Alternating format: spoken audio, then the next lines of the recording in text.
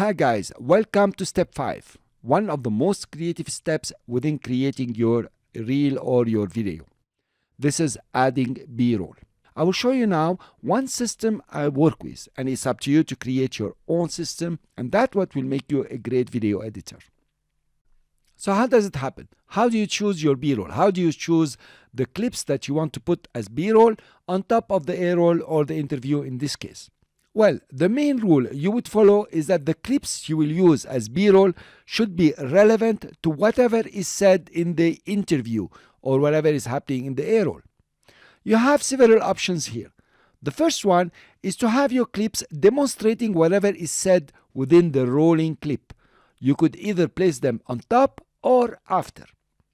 The second option is to have the B-roll clips introducing the next clip. The last option is to merge both, demonstrating the rolling clip and introducing the next clip. So the first part will talk about the first clip and the second part will introduce the second clip. Cool. So how are we going to do this practically? First thing you do is to come over and listen to 2 consecutive clips, not to one, to 2 of them. Because you might have the choice here, like we said, to demonstrate what's happening here or to introduce the second clip. So you'll want to listen to both of them. But mainly your focus is on the first clip and deciding exactly what you can put on top or after. Now, you come to your B-roll. Of course, if you have done a good job by previewing your B-roll, you're on. Mainly if you put description and comment. Let's say, for example, you say this is very good, the back, I want to use it. You preview it, of course, double click on it and play it to see exactly what's its content. That's pretty fine, but now you need to trim it a bit better. It's a rough cut still, but a better rough cut. So let's put the O point here. In your timeline, of course, you select your source patch for video and audio and bring your playhead wherever you want it and press period for insert edit. Here you are. You go to the next one, for example, this one. You preview it and you decide exactly from where you want it to start. So you're doing a good in point and a good out point. Okay, let's take all this. It's long, but it will work. Then, of course, period, and so on. Let's choose another one, for example, from Monday. I'm taking just random examples just to show you. Let's select this one that we didn't want to use, but we can use it just from here. In point here, and maybe out point just over here, for example. Okay, and then period to make an insert edit. Fine.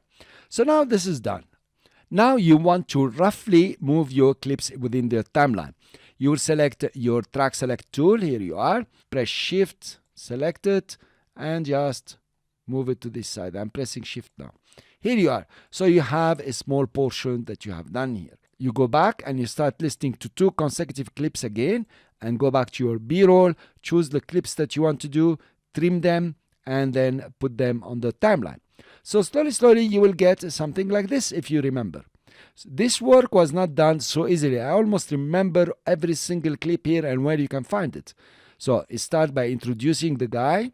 So here we have an explanation of what he has shown, and then we start showing that he's coming into the training. Then he start talking. This clip is introducing this clip somehow. He comes into the parking and he's talking about how everything fell in place. Then you go on, he starts taking out his bike, and here he's talking about how he's gonna train, and so on. So notice how it happened. We put the story together. This is his story. Then we put the B-roll, we made some space, and we work it out slowly. Of course, now still you are on the rough stage. So if you have 30 seconds to work with, you notice it's pretty easy. And if you want to work on 1 minute after you've done the 30 seconds, it's gonna be very fine. The secret for you to succeed in that is that you know very well your B-roll and you went through them.